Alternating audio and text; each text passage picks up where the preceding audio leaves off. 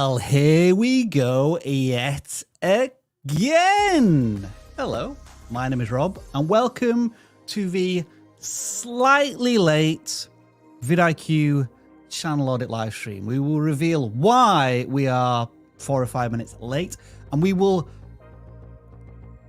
bring back that time towards the end. So you're going to still be with us for 2 hours here at vidIQ, the creator-obsessed YouTube education channel that every single week opens itself up to you to get a little vulnerable, to share your channels as we offer our experience, sometimes our wisdom, often our humor, and a little bit of motivation here every Tuesday. Just one piece of housekeeping that I need to take care of before we go fully live.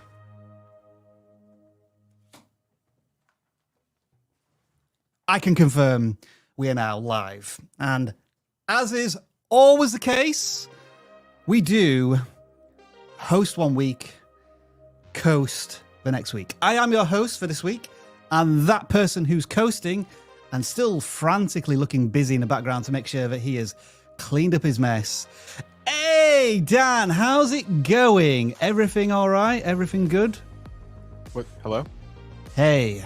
Hey. Does everything still work after your faux pas just moments ago? Yeah. How'd you know about that? Because I was there watching you, and you saying some terrible profanities and awful words before we went live, fixing your mess. What happened? Are you all right? I didn't realize any of this was on. Oh yeah, we're live, pal. Okay. Yeah. No, everything's fine and nothing happened, and what you saw was fake. This is fine. Everything's fine. We would like you to audit Dan's studio. He's made a few more changes. I don't know if you can see this. He's added more of these funky lights to the background. We want your thoughts on this style and setup. Do you like it? Let us know in the comments. Unfortunately, Dan can't change these now because they are literally stuck to the wall. If he takes them off, he will bring down the entire wall. I have experience with such very sticky lighting. So Dan, it's one of those scary things, isn't it? Like, I'm committing. Oh, does it look right? I can't change it anymore. Yeah, I had a leveler attached to them and like getting it just so. And even then it was like not exactly where I'd marked, but it was really, really close. Awesome. Wow, I'm looking at something here. Can we bring that up as a chat? Is that right? Would we be able to bring this up as a chat? What? Dan, can you see what I'm seeing here in the chat? Hold on. Wait. I can see there's right? Starred messages. Old Man Gib has just gifted 10 vidIQ memberships. Oh my goodness. Oh my no, that's goodness. not in our StreamYard chat. We got to move over to the other one. That is astonishing. I don't even know how that works. But it's going to be random. Gib, thank you for doing that. Yeah, so 10 people are randomly going to get gifted memberships. You have to make sure that you've turned on the ability to receive gifted memberships. I don't exactly know where that button is. I found out if you are a brand account on YouTube, you can't receive gifted memberships, which is confusing. And that will allow you to use our special, fantastic emojis at the moment. So thank you, Old Man Gib. Awesome. And through that, I forgot to introduce our third host who's joining us here. Jeff, how's it going? Welcome to vidIQ channel audits once again. How's it going? Same old. Just hanging in there. Hanging in there. I'm looking forward to the sound effects. Make sure you catch me off guard as much as possible to bring out the most laughter. And I'll just check now with you, Jeff. Are you here for the full shebang, or do we have a limited time slot for you today? No, I'm here. Awesome. I'll do a sound effect for that. It's the only one I could quickly find to celebrate. Well, here we are. Some of you are new here. Do let us know in the chat. And those of you who have been on this live stream for weeks, months, sometimes possibly even years, do welcome those newcomers. As always, we want to let you know how this live stream works, and we do it through the powers of a slightly updated and modified 45-second introductory video. Welcome to the vidIQ channel reviews live stream.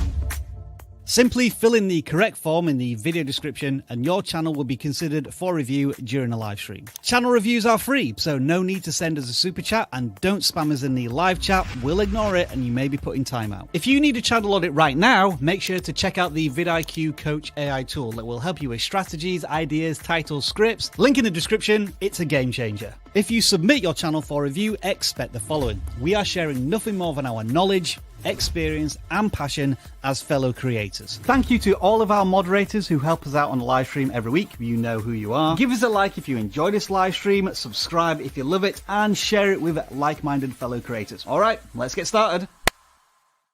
So yes, there are hundreds of you watching, hundreds have already submitted.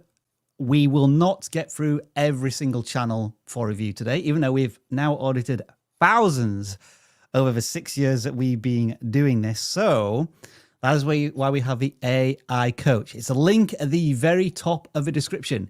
If you have authenticated your channel with vidIQ, which you can do when you sign up, and you haven't used this tool before, it will give you a channel audit. So do make sure to check it out, along with all sorts of other Chat GPT-4/AI stuff. It can help you with titles, descriptions, etc., etc. So yeah, the Coach AI is a tool that you can use now or like 24/7, because Jeff, Dan, and myself are humans and we need rest after 2 hours of channel auditing. Other bits of housekeeping: super chats are welcomed, but they do not guarantee a channel audit. But we will dedicate slots in this live stream to discuss the questions that come out of those super chats. Channel membership as well does not guarantee you a super chat. We're trying not to bring in paid walled gardens to actual channel audits. We want to keep it free and open for everybody. But the ancillary stuff, if I said that word correctly, like membership, super chats, then you are welcome to part with a few pennies for us to chat and feature you. And finally, while there are many channels that are welcomed on YouTube, because we have to assume we have a very PG/universal audience, if there are any channels that we come across that we don't think suit that audience, then I'm afraid we can't audit it. We apologize in advance. And with those housekeeping points out of the way, Jeff, Dan, myself, are we ready to audit some channels? Then let's audit the first channel, which I have actually forgot to even share in the StreamYards. That's a good start. I'm going to have to thank you. I'm going to have to press a few buttons to get that up and running. But there we go. The first channel that's submitted on the forms that are in the description. You can fill them out. You may be randomly selected later on in this live stream. When the live stream went public yesterday, was Astrite. That's how I'm going to describe that channel. They have 44 subscribers, 5 videos. They are very new to YouTube. They have one long form piece of content which has over 100 views. So I'd say that's a huge celebration already for your channel. But they seem to be focusing mostly on shorts. I'm going to refresh that because it says you've got 5 videos and I'm only seeing 3 here. I don't know how that is technically possible. So let me just refresh. Oh, another one's just randomly appeared. That's a bit maybe curious. Unlisted or something. Maybe. Now, Dan, I'm going to go to you. Just initially, what are your first thoughts on this channel? Is there a vibe that comes across at all? Space. Space? Yep. Sure. Mm-hmm. Space facts, maybe. It seems vague space content, and that's something. We tell you to pick a niche. That's good. What sets this channel apart from other channels giving space facts? We see a lot of these channels, especially these days, cropping up where I'm gonna make 100 shorts about various facts on a subject. I'm gonna try some long form content, and the competition that you're entering into in those environments is steep. There's a lot of people who are a lot of things you'll hear us say if you're new to this live stream is you'll hear us talk about barrier to entry, and when we say that, what we're saying is the amount of people that are able to replicate what you're doing, meaning the barrier to entry is low. It's kind of a nice way of saying minimal effort, but we can't necessarily say one way or another whether someone's putting in minimal effort. It's just by the grand scheme of YouTube, and with all these people doing the same kind of content, it's regardless of how hard you're working, if it looks like the same exact videos that 100 other people are making, it's going to struggle. So you got to find ways to set yourself apart. And we haven't looked at the content, but just on the surface, I'm worried about how this channel might stand out. All right, so good. I've guided you down the question that I'm gonna. I fell into a trap. Here. I take back everything I said. Yes. So, because we're seeing a lot of these types of channels crop up, shorts especially, and facts and stuff. Space is one of these. Nature, geography could be another one. It leads you to this word that's kind of being thrown through the ringer right now. AI. So, I'm going to click on one of these, and we're going to do the acid test here. What do we think we are going to hear? Beep boop. Beep, here we go. Beep. Oh, it's music. So there's some music for this one. Still music. Okay, so this is more of an imagery one. This is visually interesting. Interesting. One thing I would change about this is a caption at the top of the screen, because a lot of people don't scan to that title. Yeah. And that title is the perfect caption to plop also in the screen somewhere. Okay, I'm going to click another one because I kind of tested this before, but then I chose the wrong shot. Located about 62 light years away from Earth. What is this I hear? At first glance, this Jupiter-sized planet looks This is a human voice. That sounds like a person. This creator has made the decision from video one not to rely on an AI voice. And that is going to separate them from potentially hundreds of thousands of channels that are starting on YouTube this year. So I want to applaud. I want to give this person like a huge congratulatory air horn that they're already differentiating themselves.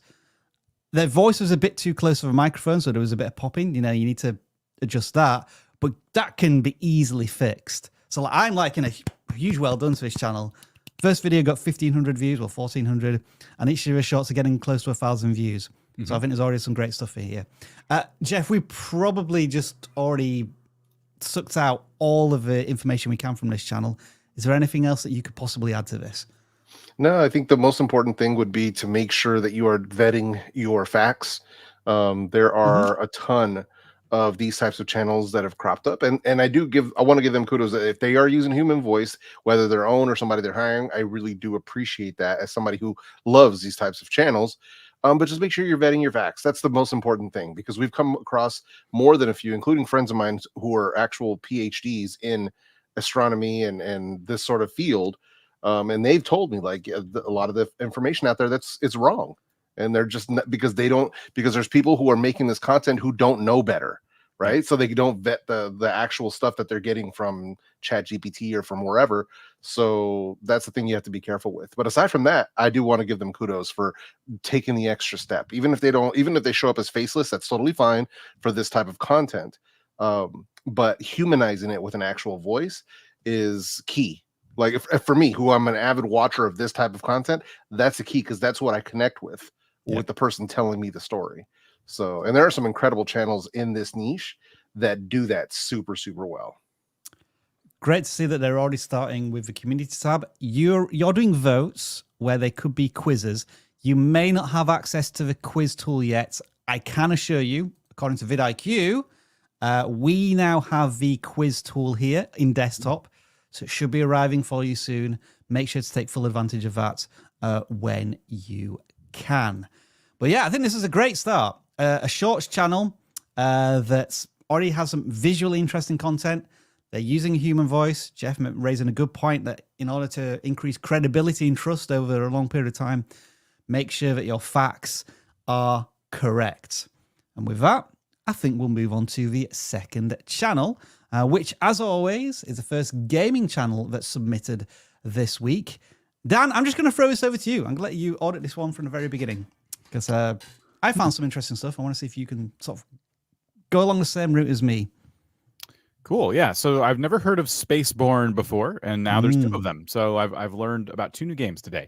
I don't exactly know what this game is, but it looks like our creator here is going out of their way to make guides and talk about updates, which is a really, really good place to start as a creator. We ourselves are talking a lot about like the types of content one can put on a channel. So when you have a channel like this, there's kind of two main types of content. You could do discoverability content that is designed to get you discovered, or you can make content that is more designed for your community, your current subscribers. And imagine if you're a gaming channel, that would be like a let's play. Like today, we're just going to play Spaceborne. I did this cool thing. Now, a community piece of content could also be discoverable, but it's important to go into your content kind of knowing which is which. So you are doing what seems to be a lot of discoverable content. You're talking about patches. You're talking about easy money making guides. I would be doing better titles and thumbnails. That's the most basic advice I can give you. These need work across the board. I think the text is hard to read. You're using quite a bit of it. The pictures have a lot going on. Everything's in focus. There's nothing like, a lot of people cut out a character and they blur the background and things like that to make it visually appealing. That's not necessarily coming through here. And the titles are very functional, almost like you say, Rob, file names. Just like, here's what I named the file on my computer. I uploaded it without changing the title. So there's a few things here that need to be brushed up. I would be taking advantage if you have our tools of our AI title generator, which can really, really help you. But what were you seeing? Just the same as you, in the sense that they've found a gaming corner on YouTube that isn't completely oversaturated. And the videos are performing really well because they're doing up-to-date content, information, news updates. As you say, that's a much better approach to begin with than Let's Play. Once you build a community, then you can maybe do more Let's Play. And yeah, the videos are performing well in spite of the thumbnails that need a little bit of work, I would say, because they all look to be screenshots with text and arrows trying to point to something, but it's really hard to follow in some of these. I mean, what I would be doing at this point is like just typing in Spaceborne 2, I don't know, maybe updates, because that's your little corner of YouTube. And like all of these updates, this person is just like a little further ahead of you. They've got 800 subscribers, but they're getting 7,000 views over a 2-week period. That is really exciting. Like all of these videos from this creator, can you add something to those conversations?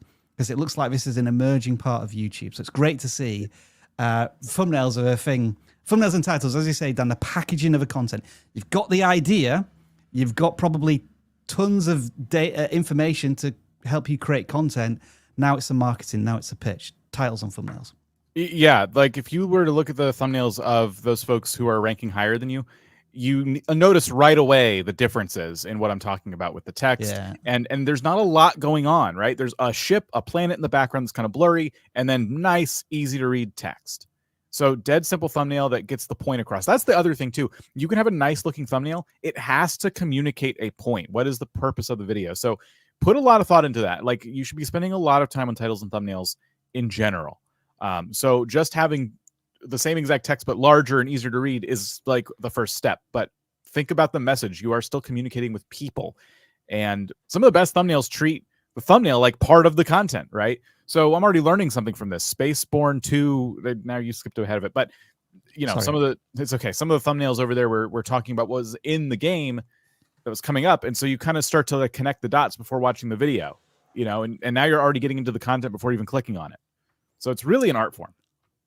So this is yet another channel that's relatively new to YouTube. I guess in terms of the content they're making now about Spaceborne. Yeah, but we'll playing maybe Valheim Victory or Killing the Elder. I don't know what Valheim the game was. Valheim is like a whole separate game. I don't know. Valheim gets put in this box a lot because it's kind of an open world, build your place kind of game. Really cool, really popular. I've definitely heard of Valheim. I've not heard of Spaceborne, but it seems like the Spaceborne space is starting to take off a little bit. So yeah, just look at how they're developing their audience here. The first video was 2 months ago, 93 views. And then over that 2-month period, they've tripled their average views per video. Fantastic space. Skill up in titles and thumbnails now before there's more of an influx of creators who see this as an opportunity. But yeah, very well done. Original Raxor is the channel I'm calling them there. Back-to-back space channels. Yeah, isn't that curious? Let's just do all space channels today. Well, we'll see. We'll see what comes up next. First of all, we have to do the slightly self-indulgent part of this live stream, of which there are many. But this is the first one. Do you know where this comes from? Yes. Nostalgic?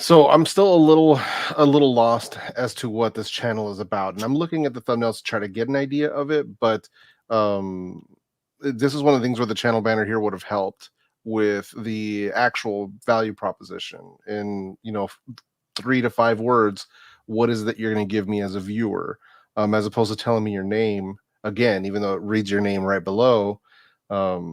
It's usually a good idea to have something there, and also rethink your about section statement, because it does show that first line, and you want that first line right there on your homepage to be something very specific that you want your viewers to, or potential people who land on this page, to kind of have an idea of what your channel is about without having to go to the about section.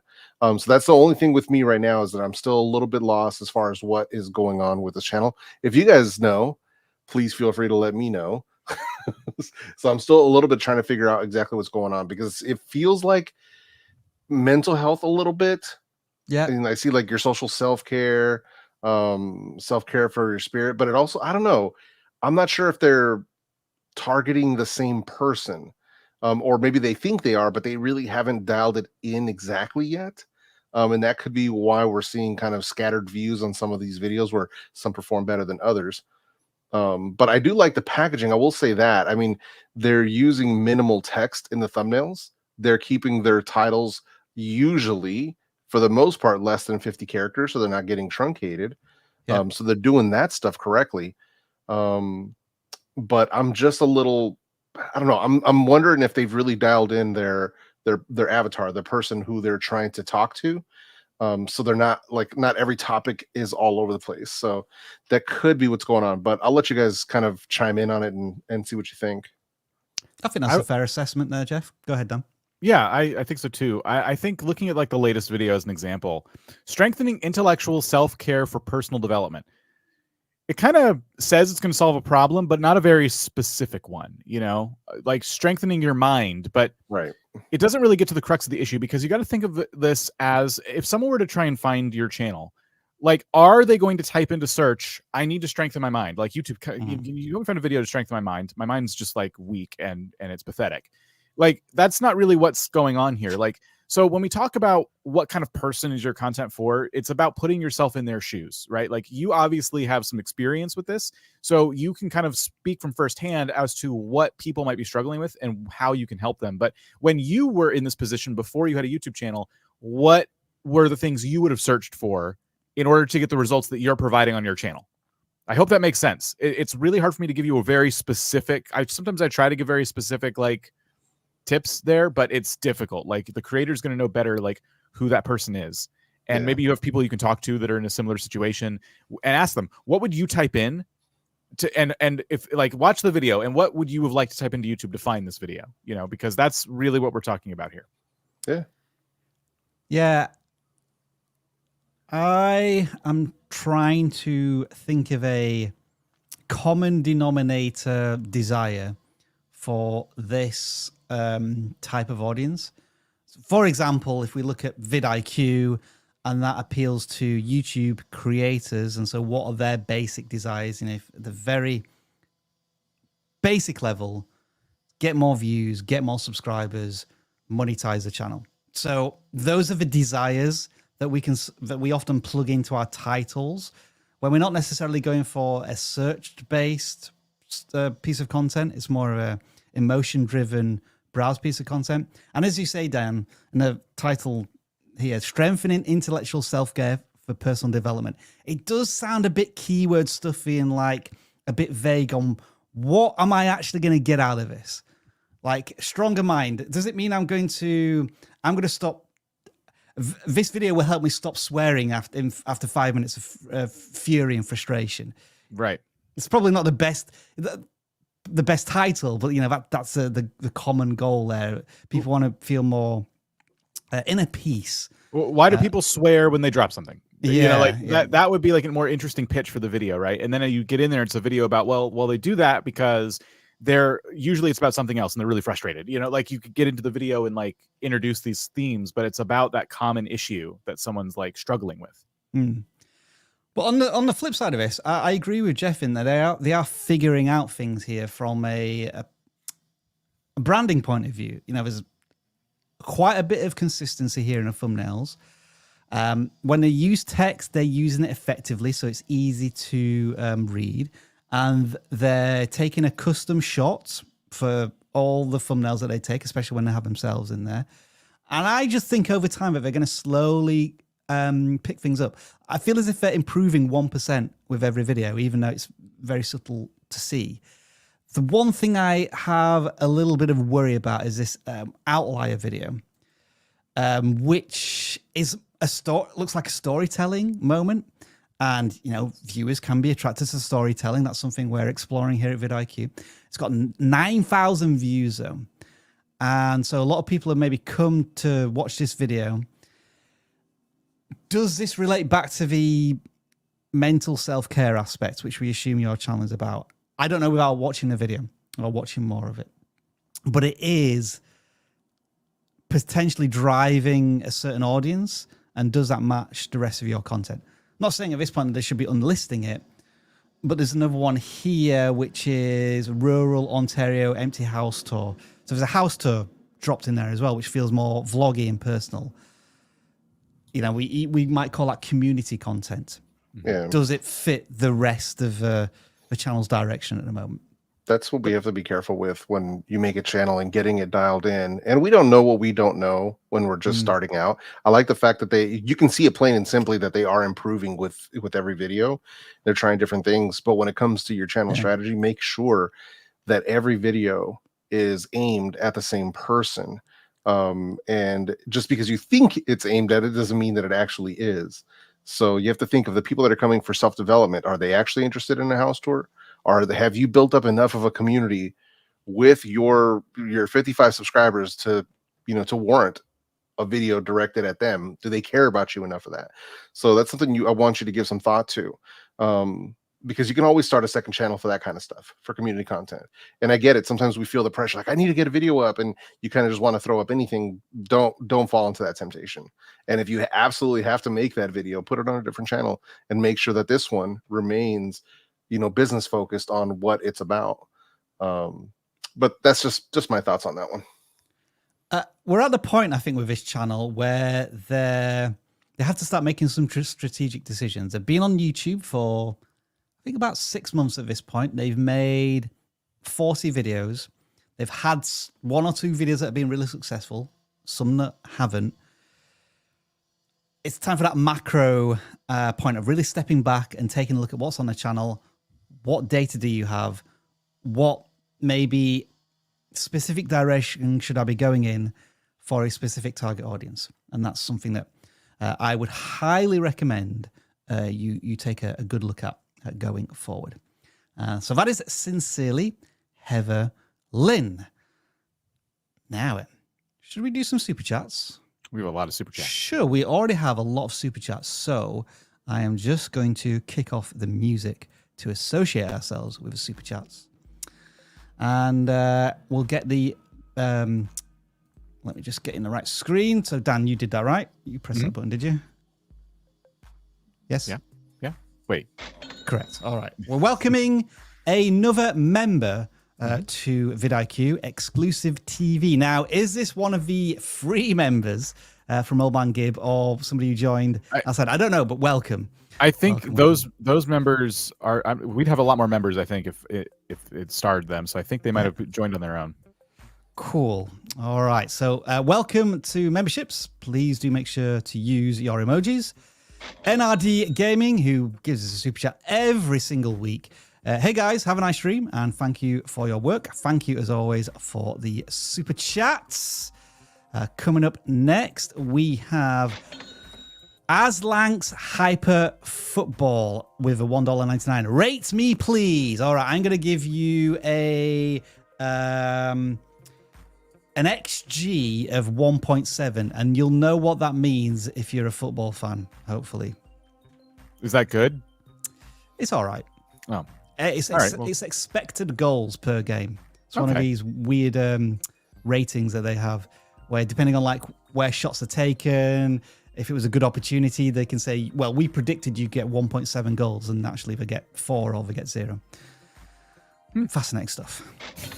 Theology Truth, how to make better thumbnails what colors work? Ooh, I actually have an answer that might help. It's going to have to be general though, because it isn't like these colors work for all thumbnails across YouTube. That's just not how that works.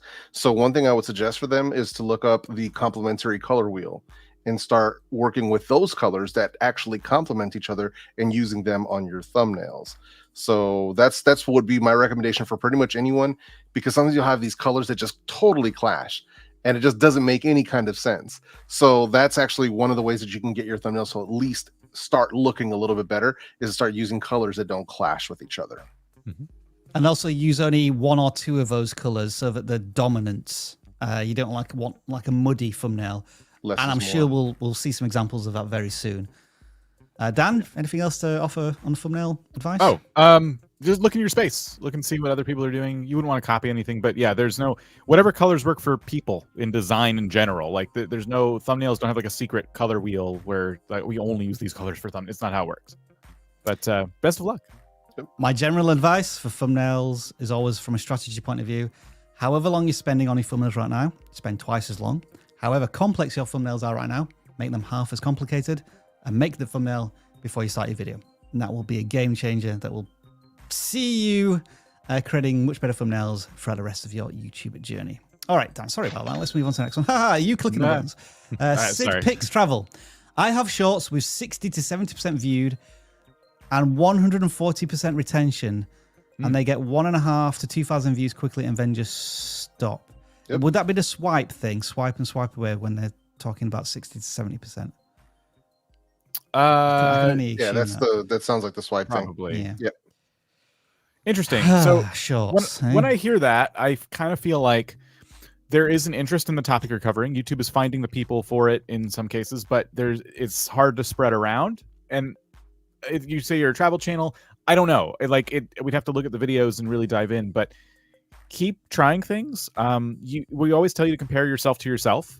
You want to try and improve, but when it comes to shorts, I like to tell creators to go and watch a lot of shorts and take notes as to the ones you stop scrolling in, and then watch those a couple times and try and ask yourself what got you to stop scrolling and what got you to watch it all the way through. If something got you to stop scrolling, but you skipped, take note of that. Why did you skip? Maybe it wasn't what you thought it was. Maybe you've heard the story before, whatever it was. And after you're done with that session, look at your notes and try and see, okay, now out of the positives and negatives, like what positive things could I be doing that I'm not doing already? What negative things did I notice that I might be doing? It's just kind of evaluating the quality, because shorts are all quality. We can't sit here and tell you thumbnails and titles for shorts. It doesn't quite work like that. So that's really what it comes down to. Yeah, and then also the mechanics of it and why a lot of people see that they'll get, some views very quickly and then they just drop off. It's the way that the system is testing, the short. It happens quicker. It used to take a long time before, and now it happens very fast. It tests it quick, and if it doesn't hit, then YouTube moves on to the next. It is what it is. So most of my shorts hit like anywhere between 1,000 to 2,000 and just drop, but they still continue to build over time, because a lot of them have hit like 1,000 to 2,000 the first 24 hours. And then I'll come back and look at them a week later and it's like 4,000 or 5,000, 6,000 views. So it just depends, but it just tests quicker. And if it's a higher quality of short, it can take off a lot faster. But right now it's just being tested way faster. And this is why you guys are seeing this across YouTube. This is actually literally the question we get asked by far the most. Yeah. Why don't only get 1,000 views and then my shorts just die? This is why. Because it tests faster and it moves on to the next a lot faster. And the audience moves on faster because we're talking about videos less than a minute long. Like the shorts algorithm is hungry. We have to constantly feed it. I would also query the 140% retention. Is that on a 1 minute short or is it on 10-second shorts? Because that can have quite a significant impact. If it's 140% retention on a 5-second short, I'm not sure that's amazing. It's fine, but is it a really good rating?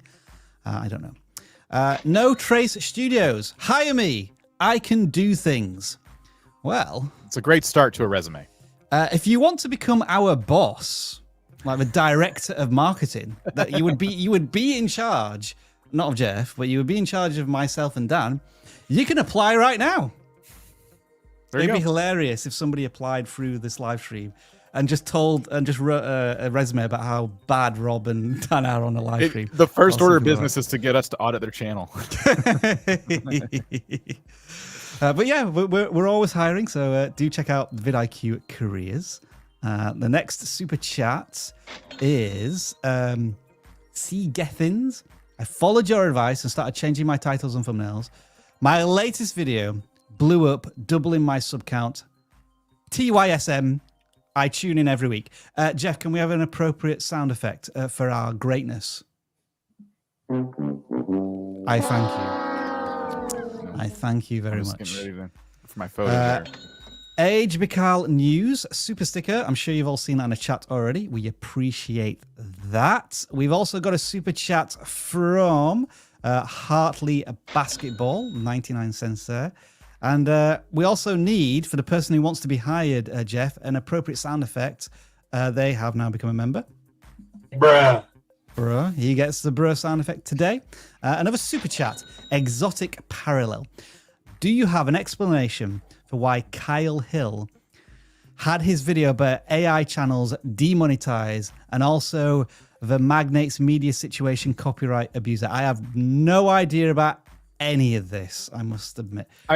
I don't know who Kyle Hill is. I've heard of the Magnates Media Situation, and I have no opinion on it. It's being settled by law professionals. Is this the creator who bought a channel and then copyright struck somebody else because they use a very similar sort of transition? Right. And then Magnates Media is the person who was being attacked in this Right. situation. Okay. Yeah. Right. Yeah. The Kyle Hill video was about because he is a science channel, a very big science channel, and his video was about the massive influx of AI written, AI voiced space in like science channels, and he was talking about that because a lot of the information is false. Excellent video. Why it'd be demonetized? No idea. But you know, he has a huge channel with a massive audience, and he can weather the storm of a single demonetized video. Please believe me. Yeah, I'd say we're not well educated enough to offer an opinion on the. Yeah, we're not big into the YouTube drama scene, I would say. No. Yeah, I think it kind of does expose the potential abuse or challenges YouTube has with having to respect copyright, but also having to deal with how people use copyright. Right. And I hope it's resolved for everybody. We'll do one more, I think, super chat, and then we'll come back to them later. Hartley Basketball, you guys helped me a lot already. 65,000 total short views. I salute you, sir. All right, let's get back to some channel audits. I'll click that. Thank you, Dan. You've clicked it for me. So the next channel we're going to audit, if I'm just bringing it up in the background, I found it. It is Jake the Valianes. I apologize if your name is incorrectly pronounced by us. Travel, cocktails, bartending. They're approaching 3,000 subscribers with under 40 videos, which looks encouraging. Dan, I think you picked this one. What are we looking at here? I thought this was really cool in the sense that like this channel struck me. The thumbnails are really cool. I like the photography. The text on them, kind of hard to read sometimes, but it felt like this channel, just looking at the thumbnails, had like a lot of talent. And it seems like they are into a specific niche already, which is going to be like, you know, pubs. What would you call it? Like, what would you call these types of wine bars and stuff? I don't know. I'm not a big like drinker. They're hanging out in those places. So I went to all the bars in Amsterdam. Okay, we got a whole bunch of shorts as well. Most popular one is 1,000 views. And yeah, we have 8 videos, right? It doesn't go down anymore. Yep. So the first video has 9,000 views. Yes. I went to all the best bars in Bangkok. Really simple title. The thumbnail, I would have tried some different text just because I don't like repeating the title in the thumbnail. But it still worked really well for them. I would have said like maybe something about like an opinion about how the drinks were, how, you know, while you were there, like what you experienced. So give us a taste of what is in the video. That's always a good use of that kind of text. And then the next one, they went to all the best bars somewhere else, and then somewhere else, and some. So that's kind of what they're doing, right? They're just going to different places, and they're going to what they say are all the best bars in those places. And some of those videos are taking off more than others. I have a feeling that because that video is 7 months old and it has 9,000 views, that maybe this content is like slow burn, because all the best bars in Paris seems just as clickable to me as all the best bars in Bangkok. It's just not getting a lot of views right now. And I kind of wonder if it's because this content is just pretty evergreen and people are, you know, finding it over a long period of time. I'm getting a travel vlog vibe here as well. They did say they were a travel channel as well. Very well artistically shot, which is cool. Yeah. Yeah, they mentioned they were a travel channel, and that's what struck me. Like, oh, this sounds like two different channels, but they've really found a way to tie in like travel with another interest. It's not just a travel channel; it's a travel channel that goes to different bars. Travel, cocktails, and bartending is like the, you know, what they're trying to tout themselves as. And as soon as you look at the thumbnails, you kind of see it. You know, there is one where they go, like the one you have on there, like they go to Seoul and they try noodles and things like that. That's when we kind of get like away from what your audience might be interested in. You know, it's similar. People are traveling there, so I can see why you'd test that. And I think you should test out content like that. But I can see why that video might not do as well as some of the other ones that you're more known for. So looking at this video that got 9,000 views, you know, it didn't really do anything in the first month, only 250 views after 28 days. So as I say, it's picked up over time, Dan.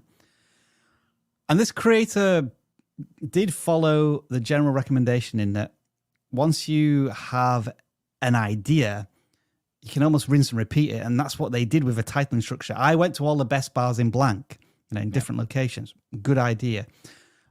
The views are sort of slowly diminishing over time, or they haven't picked up in the same way that this first one did. So it kind of sets an expectation of, you know, I'm hoping that each video gets, you know, 1,000 views plus. But, you know, I'm 8 videos into this now, and I'm in the low hundreds, which, you know, if you hadn't had that first video that was quite successful, you'd be pretty satisfied with more than 100 views per video after 8 videos. So what do we think here? Should they continue on with this strategy of I went to the best bars in blank, or do we need to do a bit more experimentation? They're kind of stuck their flag in this one idea, and maybe they shouldn't be doing that just yet on their channel?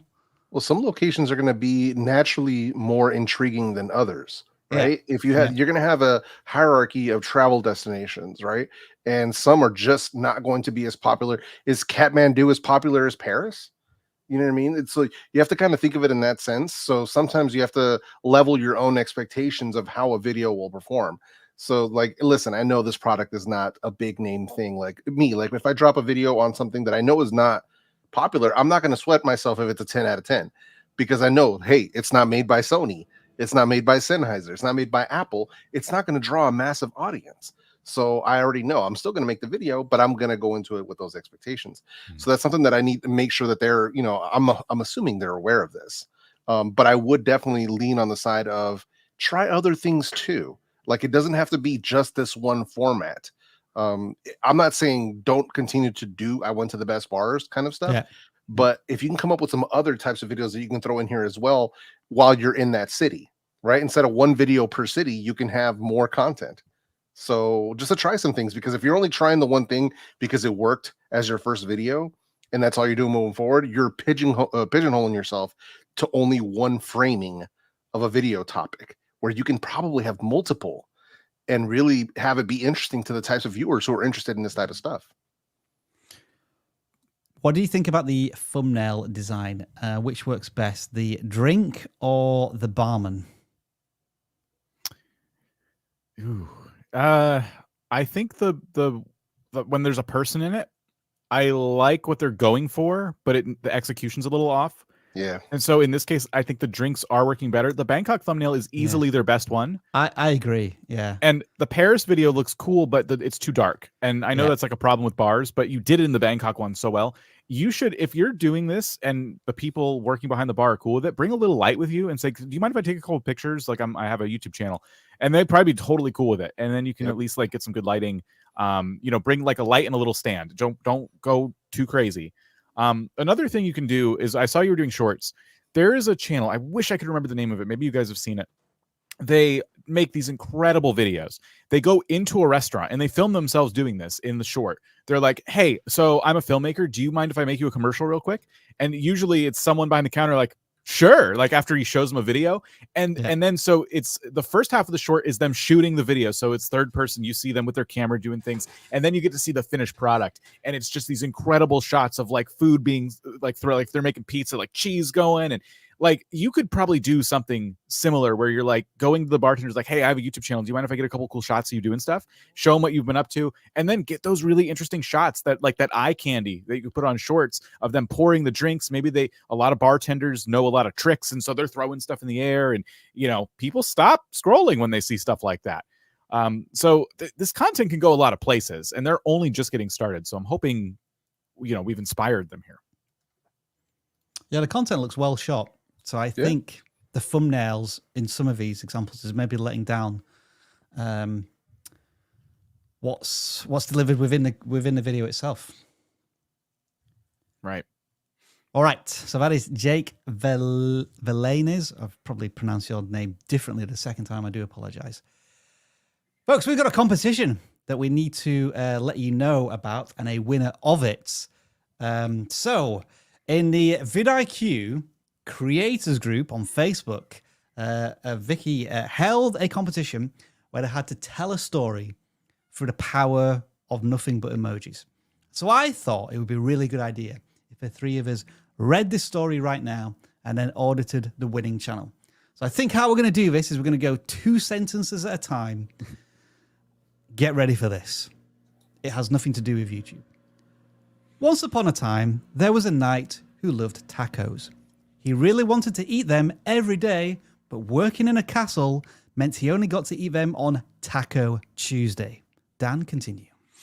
One day, Sir Salsa realized that he should have the right to eat tacos when he wanted to. So he left his job at the castle. He told the king his decision, then rode across the moat that was filled with waves from the strong winds. Nicely done. After crossing the moat, Sir Salsa ran to the beach to find some tacos. When he got there, Sir Salsa saw some tacos on a plate and assumed they were for visitors. How nice. I'm counting that as 1 sentence. Unfortunately, they weren't. That's 2 sentences. Pow! Sir Salsa got punched in the face for eating a man's tacos. I mean, he did steal the tacos, and that's pretty bad. Now, he wasn't sure what to do. He forgot to bring money to buy tacos because at the castle, they were included. So Sir Salsa sat down and watched a lobster crawl across the beach. As you would. The saddest part of his terrible tale is that Sir Salsa wasn't paying attention and left on Taco Tuesday. Oh, gosh, what an idiot. Stayed where he was. But that's how you write a story using emojis. Someone could probably create a channel out of that. Do shorts like, give me 3 random emojis and I'll tell you a story. Oh, Sir Salsa. I like the character name. There we go. So the winner was, I've got to remember who that was now. I've put my stuff out of order. Just bear with me 1 second. I've got to find out who it was now. It was Allsparkcreations. Okay, I found it. I just got my order wrong. So Allsparkcreations. I'm seeing a big Transformer vibe here. Full voice impressions, out of context, stop motion, character interviews, all in the name of Transformer. What do you think when you see these thumbnails? I think someone took clips from the cartoon and put them on YouTube. Right. Okay. I was thinking the same thing just from the thumbnail. So let's watch one of these videos and see if that is accurate. You've got Bumblebee reporting for duty. That was too close for comfort. Sure hope there's another way out of here. So the answer is kind of. They've taken content from a source and they've tried to add an original spin on it, which is their own voice impressions. So would you describe that as transformative content? I'd say it's going along the right direction. I don't know if it's fully there yet. So do we think this channel has a future? I think it has, in the kind of a meme originality stakes.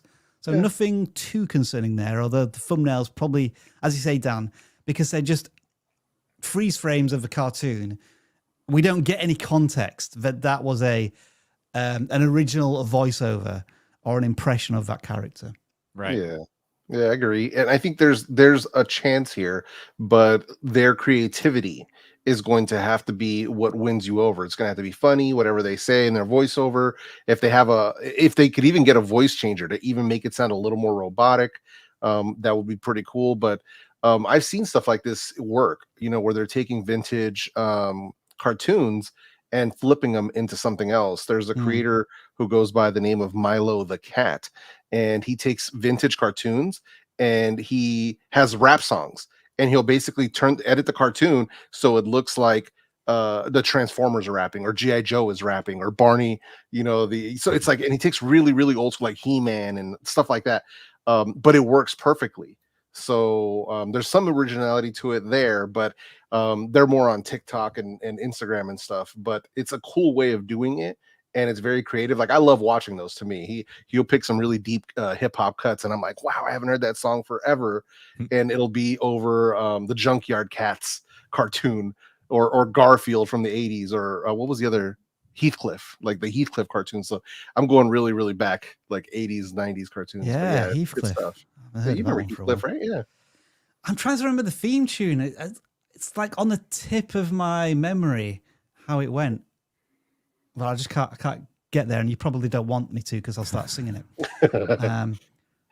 I would say you're missing out on the pop culture meme aspect of this by transforming these into shorts. They're all tiny long form pieces of content, 4 seconds long, 12 seconds long, 8 seconds long. They got to be shorts.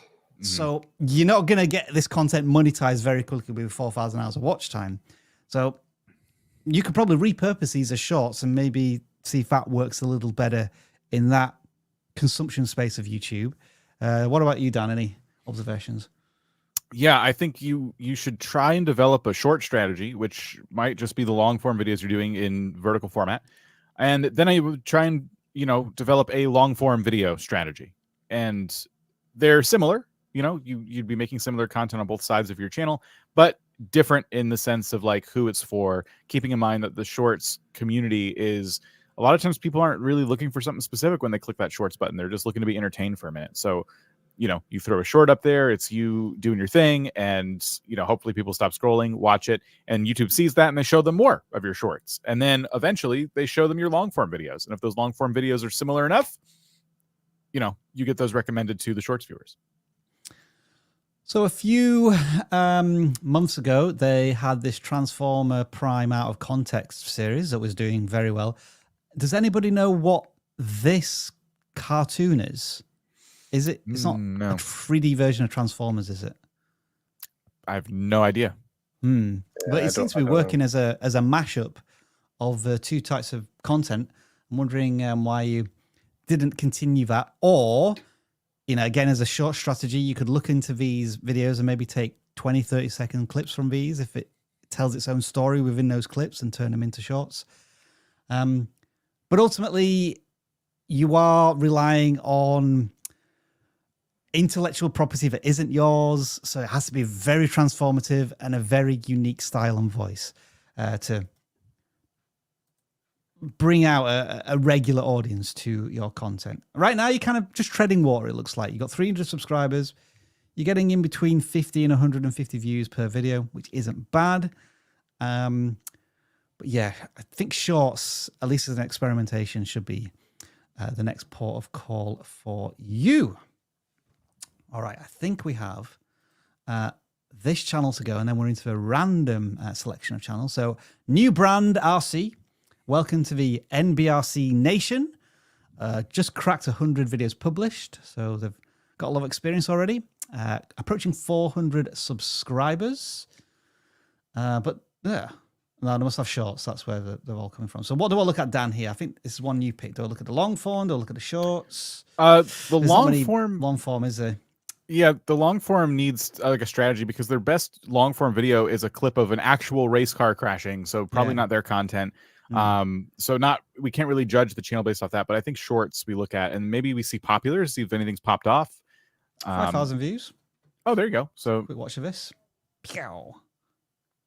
Cool. Nice and simple. Very short. Yeah. That's as promised. Just an RC car doing a backflip. And if you loop it, it kind of turns into visual ASMR. It's like, is it not going to make the jump once?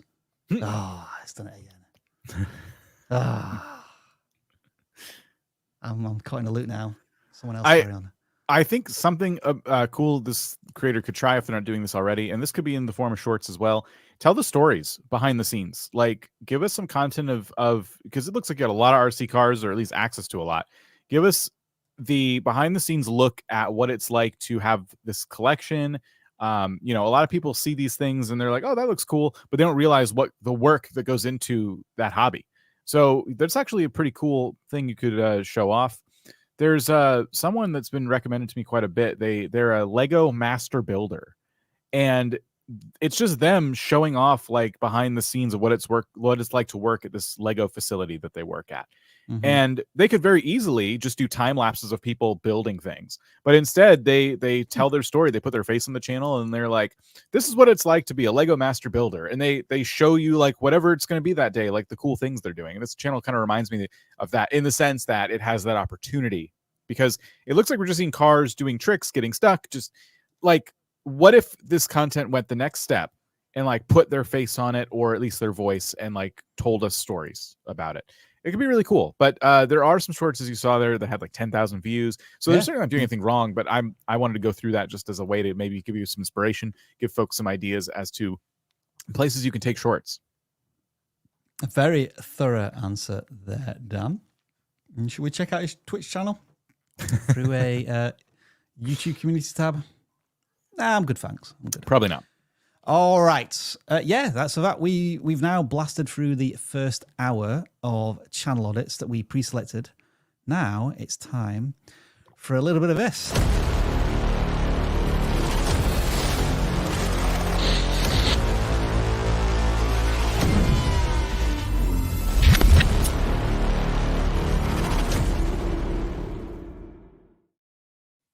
No, I missed it. Press button.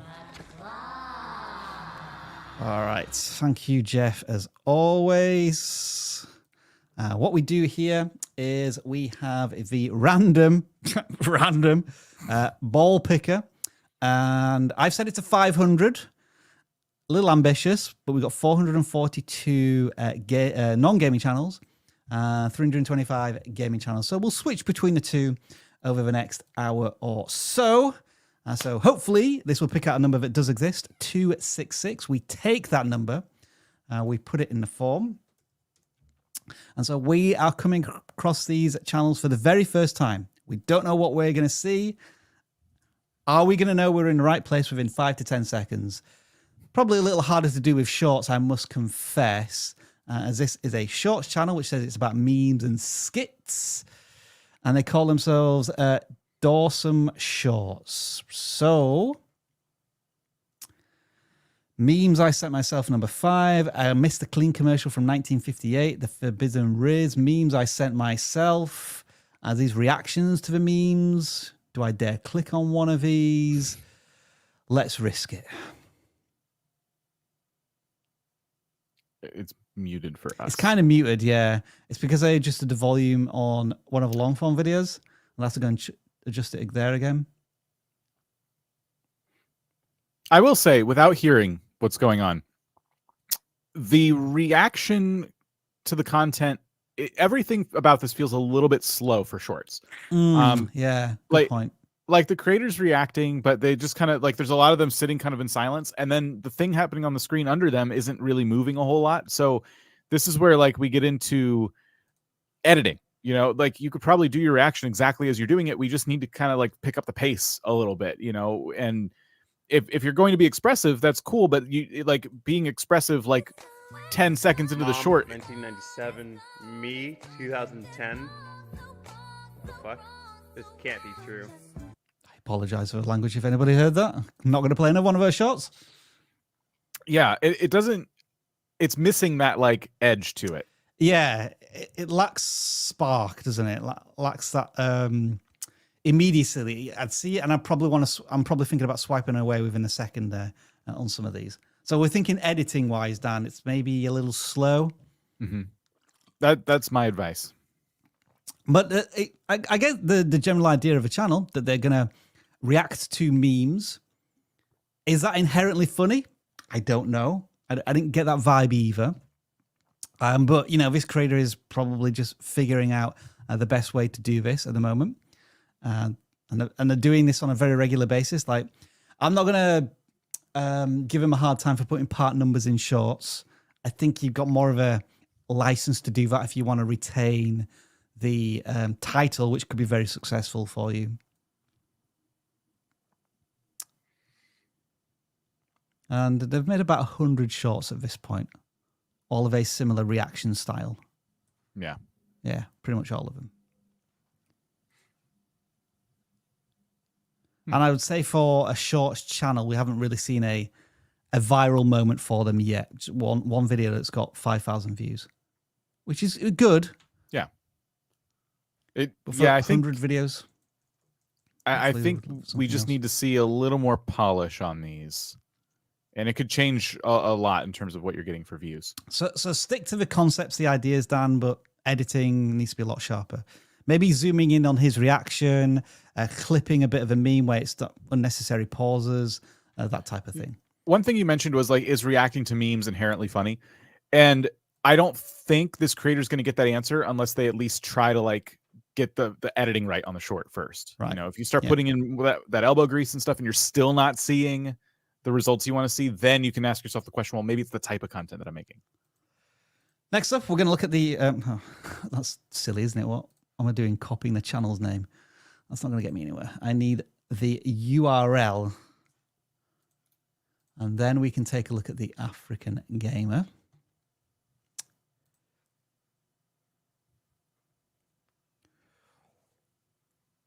Well, here we have... know what to do.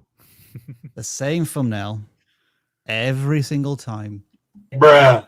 With the same title pretty much every single time, except for a different location in the game. And we're up to part 52. Mm-hmm. Whew. You know how I feel about this? Sorry? I will send you to Jesus. That's how I feel about this right here. We're getting a lot of sound effects here from Jeff. Wise words from Jeff's soundboard.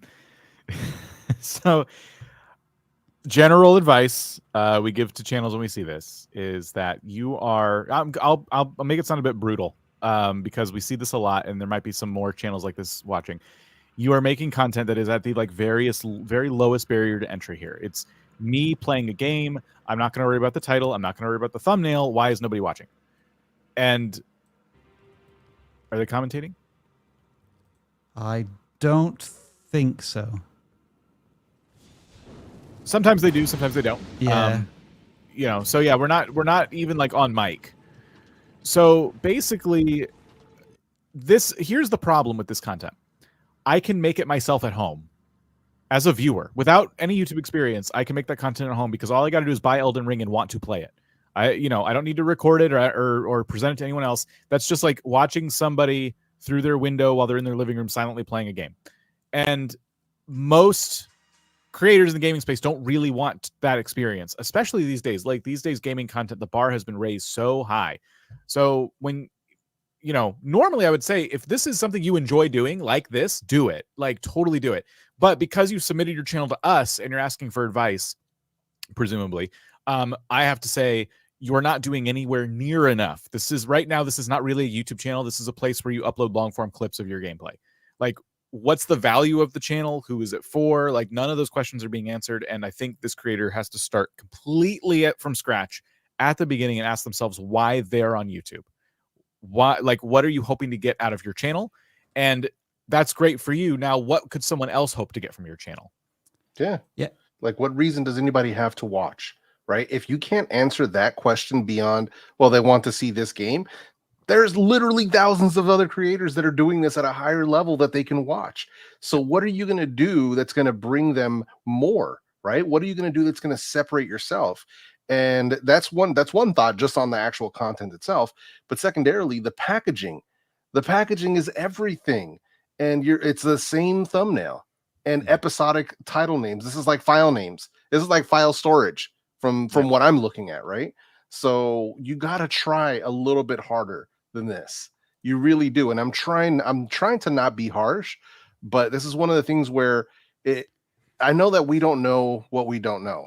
And it could be that they just don't realize this. And that's totally fine. Some people do live kind of in their own thing. They have their work life, the school life, and they're not really focusing on what else is going on out there. And that's totally fine. But I want to break you out of that tunnel vision if possible and make you realize like you're going to have to step it up, you know, and making thumbnails doesn't have to be difficult.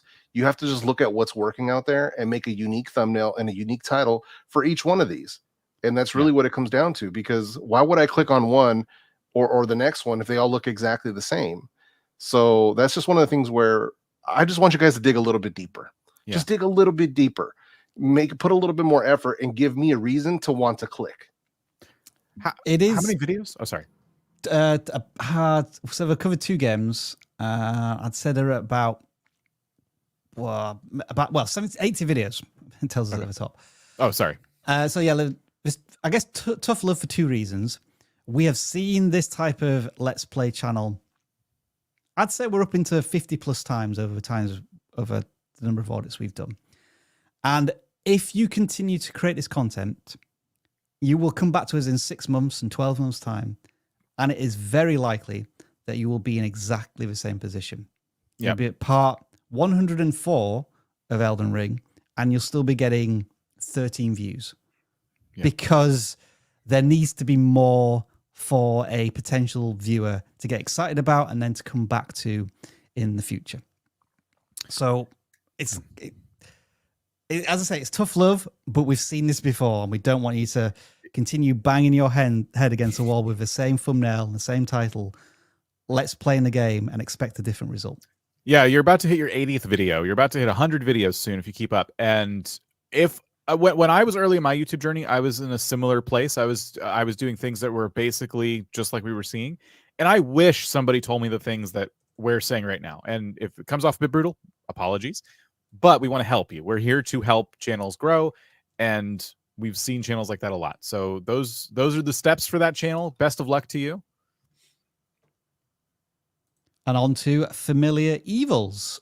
And they have 82 subscribers, 50 videos. Okay, so, you know, we were talking earlier about thumbnails and we were talking about colors and try to find 1 or 2 dominant colors. I think this is a good example of where the colors don't contrast well. And in some of these, the text colors are so in like a war. The text seems to be a war in every single thumbnail against the thumbnail itself that just makes them unattractive to look at. On top of the fact that the fonts, where they're trying to use something maybe a little more artistically in the Dungeons and Dragons sense, it makes them difficult to read in some of these. So thumbnails would be my first suggestion, along with not bothering with premieres, but we've spoken about that at length in previous channels. Anything for you, Jeff, to sink your teeth into? Yeah, no, I agree. Let's not be overly fancy, because being overly fancy with your thumbnails, it leads to more confusion, right? Look at where the 4th one, the one all the way furthest in the right upper right hand corner, stop running your NPCs, I think is what it says, right? Although NPCs got covered by the timestamp, I can read that. The one next to it, the yellow text, the secret to see, and then when you get all the way to the latest one, which is master character develop. So first things first, I'm gonna need you to settle down with these font choices. I need you to pick a font that's legible and stick with it. Go with white for the color so that it's legible, right? And when you're going to use words in your thumbnails, keep it to less than 3. That's the challenge that I'm going to give to this channel, right? That's what I need you to do. Like how they did here with magnificent minions, I would change that text to white, like immediately, right? Because just because the D&D logo is in red doesn't mean your text has to be in red. Your text just needs to be freaking legible, right? That's what it really comes down to. So that's my challenge to them, is to get away from the weird, weird fonts. Just focus on legibility more than anything else, so that people can absorb it and digest your thumbnail in the short amount of time that you have to grab their attention. Are these podcasts? It looks like they're being treated as podcasts. definitely their voice talking about the thing that they, you know, know a lot about. Okay, they're on camera. They have a camera.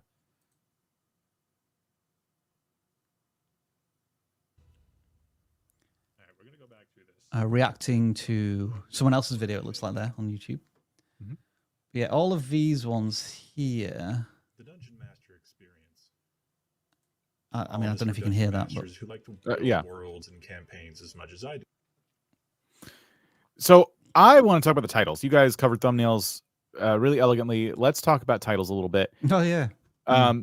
D&D Chris Perkins DM Experience. So that is the name of what we're going to call your podcast. I don't know if it's a podcast. Don't know if you consider it a podcast, but because there's no video on the screen and we can just, you know, tune in and listen, I'm going to pretend it's a podcast. That titling structure works for a podcast, but not so much on YouTube. So Chris Perkins, a major influencer within D&D. Then with like I'm not going to say the originator of D&D, but like, I don't know, a big player in the game, or yeah, and they could be maybe. So this person's kind of like taking their strategies and, you know, expanding on them. I'm not really sure. I don't know the space too well. So what is the value of listening to your show? That's my question for you. And it's not being expressed in the title, because even when you get past the copy paste part of the title, the second part is, you know, Magnificent Minions. That's maybe a great title for a D&D book, but that doesn't tell me about what I'm going to get in the video. And that video hasn't premiered yet, so you still have time to try this out in your newest video. Right. So yeah. Magnificent Minions, what does that mean? Like, maybe it's about the best way to utilize minions as a dungeon master. Let's talk about that. Let's get rid of D&D Chris Perkins DM Experience, and let's change the title to something more practical that's going to help people who run D&D campaigns or are interested in running D&D campaigns learn about this facet of it. That would also probably come with a title, thumbnail change as well. I'll let you kind of decide that. I would look into your space and kind of see what other people are doing. And then I would say, if you don't want people like me to refer to your show as a podcast, let's get you on camera talking. Let's at least start there as A-roll, and then let's start looking at B-roll in the future of people playing the game, you know, of different, maybe there's wikis where you can have them on screen when you're talking about certain things, you know, build on it. Like, let's get some like visual content going, because that's going to improve your watch time. That's going to make your content more shareable.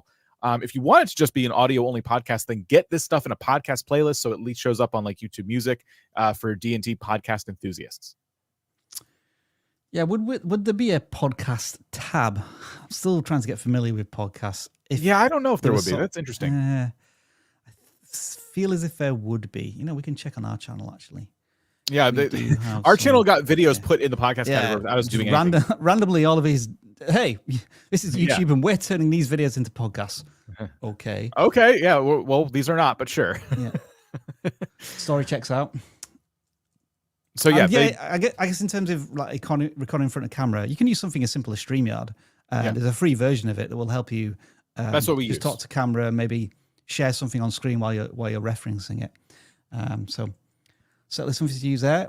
I would just add, there are signs of positivity here, like 82 subscribers. Yep. Some of the videos are getting hundreds of views, 500 views here. That is a breakthrough video for them. 170 views here. So they are getting an audience in, but I think, as we all agree, it's somewhat in spite of their thumbnails and titles, which could be greatly improved, especially if you're not putting that much work into the videos themselves. You know, you just got a canvas and an audio. You should have plenty of time to make that title and thumbnail really, really jump out and win the click. Mm-hmm. And I think with that, we shall return to some super chats. So let's get the music running. And how many have we got? Okay, we've not got too many, so we're not stressing right now. What I would say is, if you want to get your super chats in, probably get them in the next 5 to 10 minutes, because this will be the last time we're going to super chats. And then we won't be reading any out later on, I would say. So, the Sam D, thanks for all the hard work. Started watching your live streams recently and putting your tips into action. So that's great to hear. I cannot remember auditing this channel, but they are taking the advice we give to other channels and applying it to theirs. And he just said that. I've never had an audit, but still noticed huge growth on my channel. So You know, when we talk about doing channel audits, this is the reason we do it. Not to audit your channel so you get more subscribers. It's not to do that. It's to use your channel as a canvas to help all of the hundreds of people who are watching this live stream right now. So you're very welcome, Sam D. Everyone else, continue to put this advice to the test on your channels. We should really be thanking everybody for volunteering their channels for this, because that's really like you are providing a service to the YouTube community and people like that who actually watch the stream and like take notes, even if their channel isn't on screen.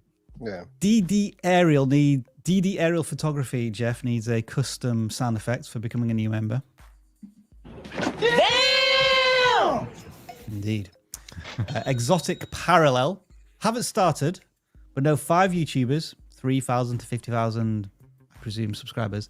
They mentioned they'd share videos. Would them sharing my first negatively affect my video or channel? It's entirely possible that it can, because if you're not making content in the same niche that's targeting the same viewers as those channels, then you could end up with a bunch of fake engagement or subscribers who don't actually watch your videos. So I strongly recommend against it if you're not making content that's also aimed at their viewers, right? So that's just, I want to make that very clear. We think theoretically that would help. It really doesn't. It can actually do more harm than good. The best way to promote a video on YouTube is YouTube's own algorithm. So that's really the best way to do it. If you're going to launch a channel, do it, get multiple videos lined up that all tie into each other, and launch the channel with like 3 to 5 videos that are all aimed at the same person or along the same topic lines. That's really the best way to do it. A shout out from another channel that's not exactly the same type of content is not going to help you. Nice. Cam Ion. If you could have a gadget, what gadget would you want? Apple Vision Pro. Yep. I want a ChatGPT 12 in my life now, because I'm finding it really hard to get good at prompting ChatGPT. So something that just understands my thought process without me having to explain it. That's what I would like, I think. So you need an AI prompt engineer that will engineer prompts for your other AI. Yes, I think I do. Dan, what do you want? You need an AI prompt engineer is what you need. What do I want? I was gonna say, Apple Vision would be pretty slick. That thing, I will get that one day probably, and I'll never use it. So that's why I just want it for free. There was one thing on that video that made me go, aha, I want that. It was when they said you can connect your games console. So like playing like PS5 on a 100-foot screen. I like the idea of that. But then like you're 2 hours in and the battery's gone. Well, it's unlimited if you're plugged in to a wall outlet. Yeah, but then you're just creating trip hazards everywhere. You walk around when you're gaming? I don't. I mean, not for you, for everybody else in the house. Oh, gotcha. Right, where was I? Let's go to the next one. Rob's at the airport. I'm going to find a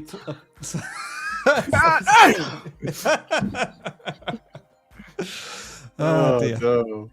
What? Where are we? Kareen at Merrylooks. Where can I find comedic B-rolls? Thank you very much. We like to use Envato Elements. Like we get like some stuff there. I don't know about comedic. Like there's a lot of stuff that you can use out of context and it's funny, I like to use clips of like office workers doing things, but what I'm saying over it makes it funny. So I don't know. It's kind of like it's subjective, but like if you're looking for like B-roll you can use in videos, like you want a stock footage kind of website, and that's one that we use sometimes. Yep. Yeah, I don't know if there is a specific comedy B-roll supplier out there, but search. Yeah. In Storyblock or Envato. Yeah. Red Night Art.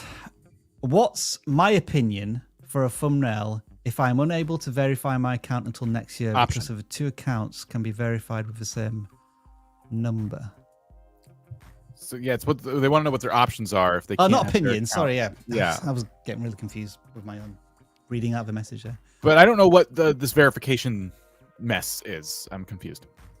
Yeah, as far as I know, you can make a custom thumbnail. I've seen channels with 5 subscribers put custom thumbnails, so I'm not sure. Yeah. Maybe I'm just 6 years separated from when I started my account. No, brand new accounts can upload thumbnails. But you need to verify your account with a mobile phone number. Gotcha. Mm. Yeah, your option would be to verify your account with a phone number. There's no trick there if that's the case. I'd have to look at the support pages. I think you can verify 3 accounts per year with the same number. I may be wrong about that. Yeah, that might be a support question for YouTube, I think. I don't know if we've got a clear answer on that. Yeah, I would definitely at Team YouTube on Twitter for an answer on that one.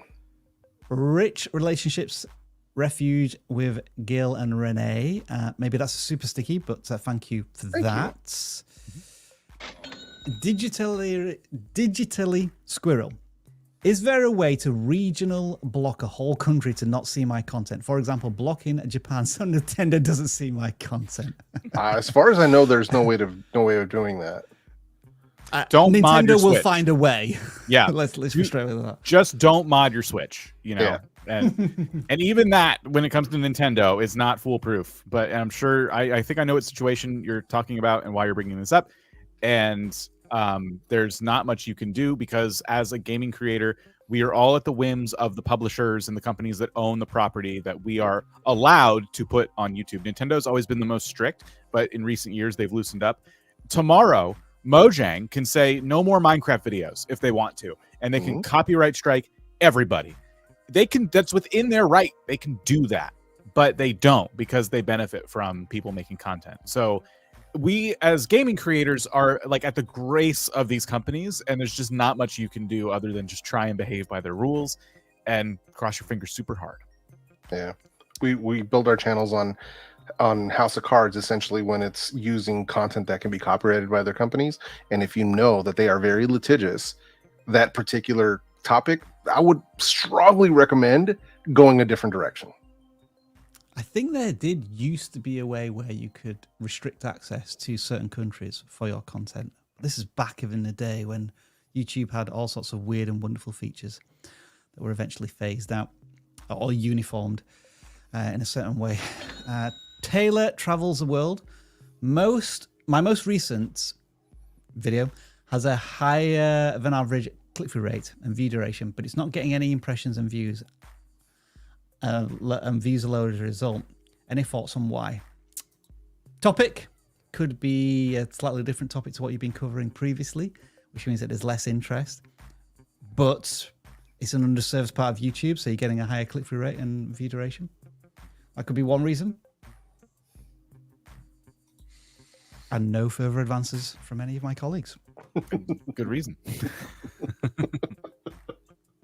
And I guess also it's one video. You know, it's hard to give an answer based on an anecdotal evidence from a single video. Like if multiple videos are getting higher click-through rate and audience view duration, and you're still not getting any views on them, this may be a seasonal thing. Yep. There's less of an audience on YouTube right now. To it. We go through this on vidIQ a lot. Like we have our evergreen pieces of content that'll be getting like 100 views per hour one week, and then for some random reason they get 60 views per hour the next week. So like the views on evergreen content drops 40%, and then it picks up again in a few weeks' time. And so these trying to track these trends and waves and pinning it down onto a single video is going to drive you nuts, unfortunately. See Gethings with another super chat. Mark. Who's Mark? Play me a better sound effect. Come on, man.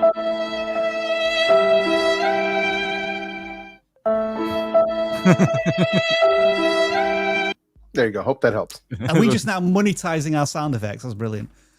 Snuggly Snorlax. My average average view duration is 90% from people. All right. So people who watch my content are 90% not subbed. How do I get them to hit that button? Already have a mid-video call to action and the subscribe button animation. Take them out. Don't use those. They're so out of like trend now, like sort of vogue. Just make content that people enjoy, and you can mention it offhand. But subscribe animations are so. I don't know how you guys feel about it, but I'm starting to get to a point as a viewer when I see those, I'm like, you could do better than that. Like just slapping it on there because you forgot to say it in the video. Like, nah, give me a reason. You know, I want, you know, I want to schmooze me a little bit. And really all it's going to take is like make a video that really I enjoyed, and I want to make sure I catch the next one. Yeah, I agree. I would say put it into your script in a way that naturally makes sense. Like if I'm talking about, I'm reviewing the Sony headphones, for instance, and I say something like, yeah, so make sure you stay tuned because I'm going to be testing these up against the latest Sennheiser headphones. So make sure you hit that subscribe button so you don't miss that upcoming video. Yes. Something along those lines, just kind of thrown in there, but you're giving them a reason to do so. Because if they're already here watching this video, odds are they're going to be interested in watching that other comparison. So you want to give them a reason to subscribe. But that's really your best bet there, is to try to make it organic. Yeah, just dropping a call to action without directly referencing it, as you say, Dan, feels a bit, 2016 style of call to action. So you could, for example, try this, right?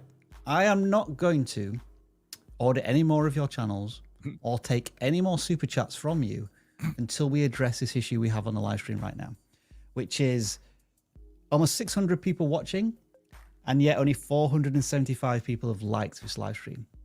That disparity, that tension between the two is unacceptable.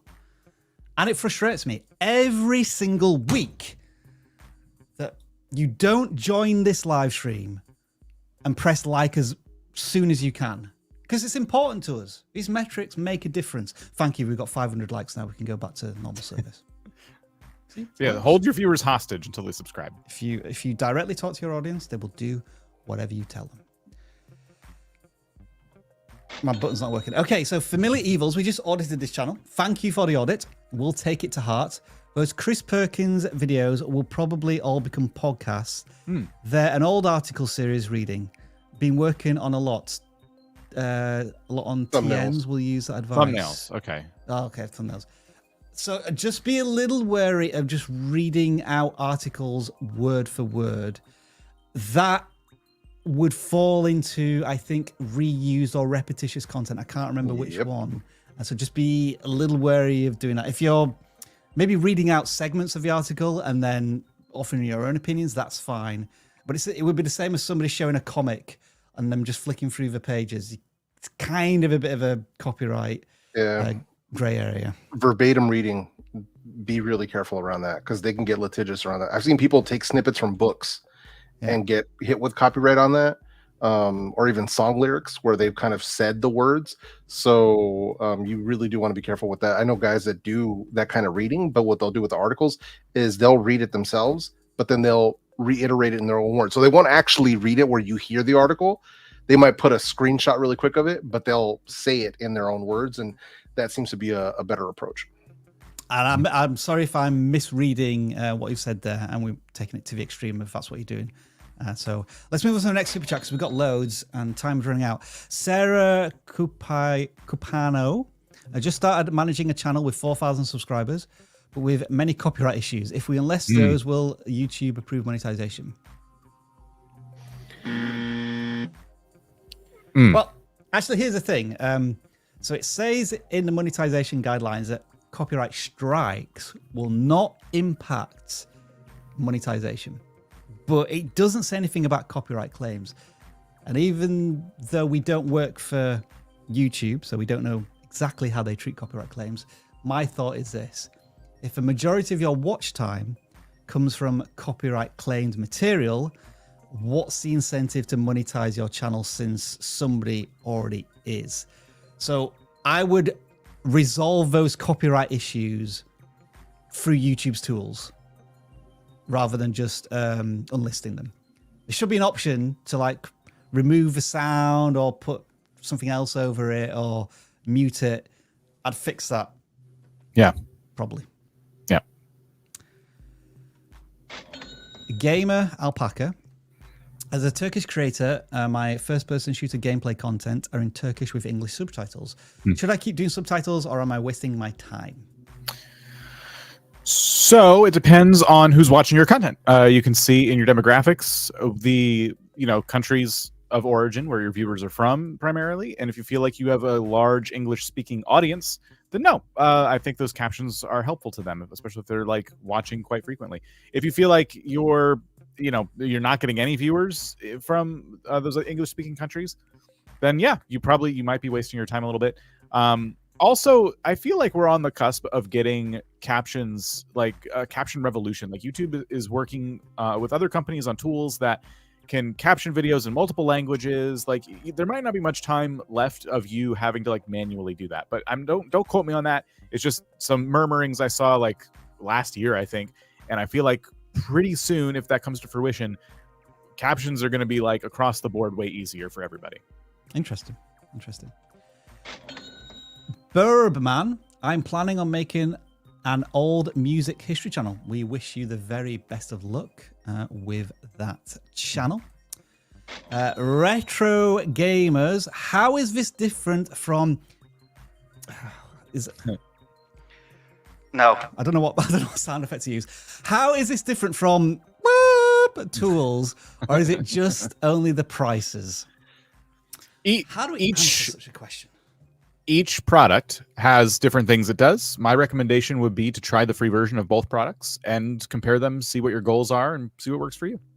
How is Sony different from Microsoft in terms of video games? Yeah, there's plenty of comparison videos as well. Nate from Channel Makers did one last year. There's a lot of newer ones that are available. So definitely do that, because it's going to be biased. We're literally vidIQ. You're asking vidIQ, is your tool better than the other ones? You're going to get biased info. Yeah. So that's just bottom line. So we get conflict of interest, right? And we're not technically experts on the other competition's tools because we're experts on our own tools. Yeah. So you're sort of asking this question in the wrong place. So what I would do is definitely look up those comparison videos to see which one suits your needs better. But also you can give our tool a try. You can get the free trial, rock with that, see if it works in your workflow. And if it doesn't, it is what it is. Feels like Jeff's been trained to answer this question previously, and what an excellent answer it was. I just got practice. Exotic Parallel, another super chat. Thank you. Hey Jeff, thanks, but all channels offering sharing my videos are in the same niche and topics. Does this change your answer? Sort of. I mean, if you're absolutely 100% sure that they are addressing the exact same audience, then sure, go for it. Wait for them to do the promo after you've released at least 3 to 5 videos, because if the people come and they see your video and they're like, oh wow, I want to watch more, but you've only got one freaking video on your channel, then it's not going to work, right? So make sure you have at least 3 to 5 videos on the channel. That way, if they do like your stuff, they could binge watch it a couple times, get your channel multiple entries into their watch history, and you're good to go. So, but just do it after you've got multiple videos up on the channel. Can I speak as a viewer real quick? Like when I see stuff like this, here's like a great comparison for like when I'll go and check out another channel versus when I won't. When a creator tells me straight up, hey, you want to go check out my friend, but they don't give me any reason to, I'm not going to go do that because I like this creator. Don't try and like pull me all over YouTube. Don't fight over me. But when I will check out a new creator is when a collab goes really well. So a great example is if you watch Danny Gonzalez or Drew Gooden. The two of them make very, very similar content. They're friends and they do collabs sometimes. And I learned about one first, and then I watched a video with the two of them, and then I'm like, that person's funny. I think I found Drew first and watched a video with Danny in it. Like, Danny's also really funny. And before you knew it, I was a loyal viewer to both. And then there's a third person that Danny will collab with, and sometimes Drew will collab. And I'm like, this is like a whole community. And now I'm like getting excited to be a part of like the community. So if you really want value from like people sharing your content, like what you want to do is like do like a really solid collab that makes a lot of sense for everybody involved, because simply trying to grow off of shout outs is not a good strategy. What you're going to do is really get wrapped up in that, and you're not going to be focused on making really good content. I don't want you trying to take a shortcut to grow. I want you to try and like make something people like. And if you can do that with another creator, that's even better. But the shout out culture, which is what this sounds like, but I don't know. I'm not you. I'm sorry. That doesn't really like work. It doesn't like tug of warring viewers. It's just not gonna get you the results you want. Strong words there from Dan, but well supported. Stacy Bogle, the Nurse to Entrepreneur Network. Jeff needs a sound effect, please. Oh, I was muted. My bad. We'll do this right now. Oh, Come on. it's a bit harsh. Goodness gracious. Game over. Try again. Mommy Breakdown. How long do you wreck a channel? Keep trying 1 year. I don't understand the question, unfortunately. I'm assuming it to mean how long should I keep submitting my channel for auditing? Keep trying. Does it take a year? That's how I'm interpreting the question. I could be completely wrong. It could be random. It's random. It could be audited this week, next month. Does it matter if you're taking the advice that we're talking about with all sorts of channels? Shouldn't do, because people have already said that just by taking that advice without a channel audit, they are succeeding on YouTube. But again, I'm not sure on the question there. I would just recommend that if you do a super chat, use whole words so that we do understand what you're asking us and we can give you a proper answer. Right, this is the last super chat, so we won't be reading that anymore. Let's get back to some channel audits after this. 9 Finger Wrenching. That's a really curious, awesome channel name. Making my weekly donation. Thanks for sharing your knowledge. I'm creeping up on 500 subs, currently at 485, 1,400 hours of watch time, and got my Rob email. Yes, I personally write all of them out every single day and send them to all of you. Indeed, that is correct. 9 Finger Wrenching, thank you so much. Yeah. Here all the time. I appreciate that. So let's take off that final super chat, Dan, if you can, and we'll get back to some more channels. I think that was a non-gaming channel that we audited last. So let's pick out a gaming channel right down at number 12. Let's see what we have here.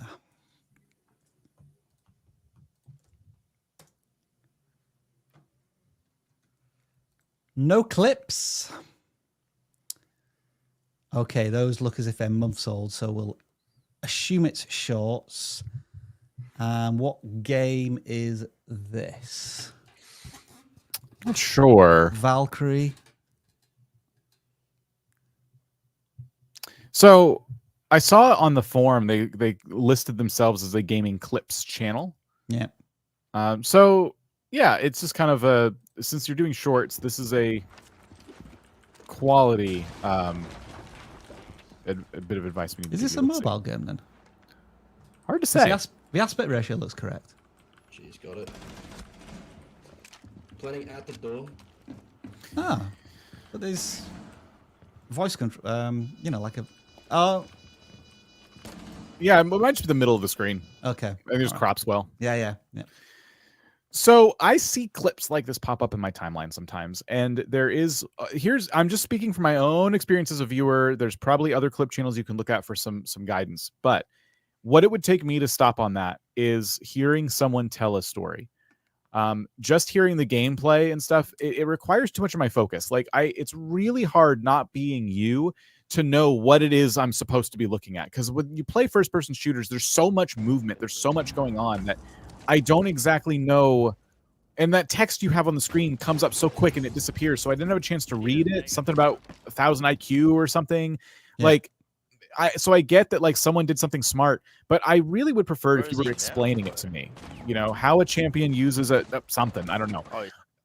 So I would love it if it was less gameplay sound and more a storyteller coming on and saying like, so I was playing such and such the other day and you would never believe what the shot, look right here, and like do some editing, like circle somebody, like watch this guy. Like I can see that content being really engaging, but when I see clip videos like this, I kind of just scroll away because it's so difficult to kind of follow them. But there might, a lot of people do these. There might be an audience for them. I would just be looking at the channels that are doing this successfully and trying to, you know, mimic some of their strategies. They have some consistency here in their titling structure. It's always how a champion, so like how an elite player does something in this particular game. You know, and they're very consistent. Obviously, we don't know the posting schedule here. I would guess it's at least once a day or several times a week. And so channel focus is there. They want to appeal to players of this game and how to play it at elite level, which I think is cool. But yeah, Dan, as you say, the first 2 or 3 seconds to prevent that swipe just needs a little extra, doesn't it? A little more than just that text to try and establish the what and the why of the shot. Right. But promising stuff there for the gaming channel. Let's do another non-gaming channel here. Ncraft punk music edits. Music channel. It's been a while since we've taken a look at a music channel. All right. So, approaching 900 subscribers, but the views don't seem to reflect a consistent audience coming back. The general advice tends to be with this type of music, if it's a cover or a re-edit of something, is to include the genre of the content, so it makes it a much more searchable piece of content. I honestly don't know if these are highly searched terms within the type of music that you cover. So whatever genre it is, like electronic punk or lo-fi or classic jazz. I know these are classic jazz, but like, what would be the genre that would stick to these videos and include that in the title and be that the front-loaded part of the title? I don't know if the names of the songs is really helping here, but there is an outlier here, one with 234,000 views. An official video though. Was that a clip from somewhere else? Trying to piece all of this together as I'm looking through the channel. Quality music covers.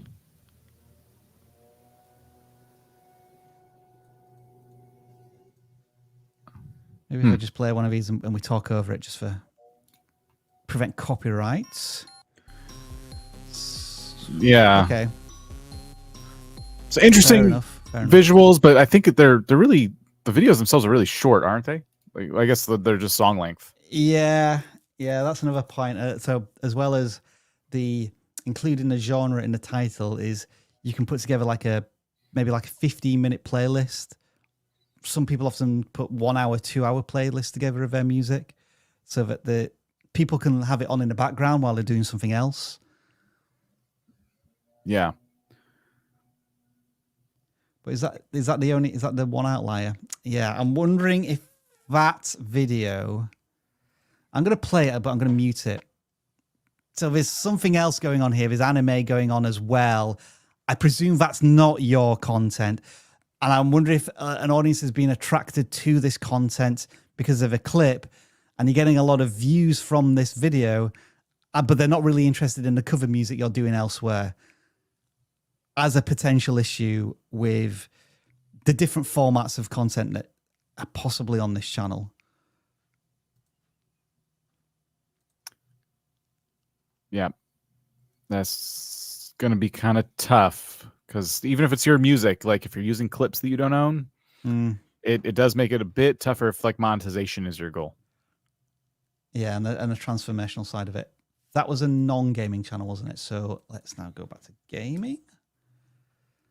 And we have next KennyFBoi, who has already surpassed 1,000 subscribers. Oh, I can't order this channel. It's over to you guys. Not touching it. So, Tears of the Kingdom, trending game. Great. Playing Tears of the Kingdom with fear of heights.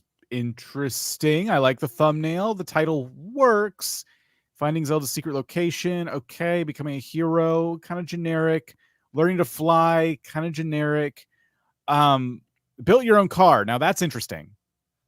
I'm just looking at your latest videos, and that's the one I stop on and go, okay, I know you can build things in Tears of the Kingdom, and you have a picture of it, and like that just makes total sense to me.